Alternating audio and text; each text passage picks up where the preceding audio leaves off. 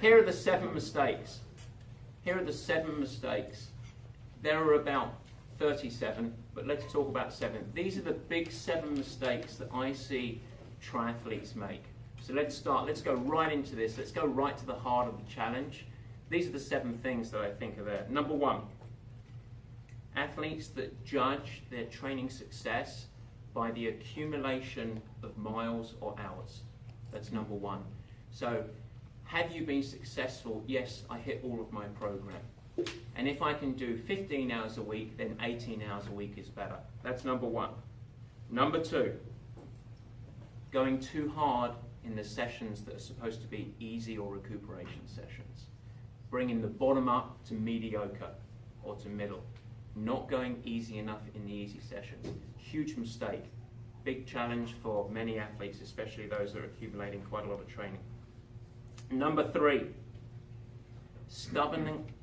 in a stubborn fashion, following your training program without the ability to deviate ever. Our life is not a spreadsheet, and yet so many athletes try and follow the training program exactly and are never willing to deviate. That's a big challenge for athletes because life is not a spreadsheet, it's dirty and messy, and we have to create a framework to ebb and flow a little bit. Number 4, not fueling following workouts. That's actually one of the big 2, by the way. Out of this 7, there are 2 that I think are the big ones. The first is not going easy enough. The second is not fueling following workouts. We can talk a lot about nutrition and fueling and racing, but if you get one thing right, one habit to change, if you're not doing it right now, to change after tonight, universally, fuel following your workouts, it's a big one. And if you want to ask me a question about that afterwards, I'll explain why, but it's a big one. Number 5, related to it, especially for Ironman athletes, not eating enough calories to support the training load.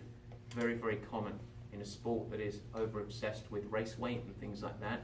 So many people run into trouble, destroy their consistency by actually not eating enough calories to support the training load, which is great for many of us. 2 more. Number 6, not valuing sleep. Sleep is a performance catalyst. And the first thing to go for many of us is that in our busy lives, we cram in our families, we cram in our work, we cram in our training. Sleep's the first to go. It's a big mistake. We'll get there. And number 7, Rich won't like this one, an over-obsession with metrics.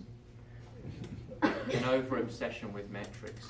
Power meters are wonderful, heart rate monitors are wonderful, but your relationship with them has to be appropriate.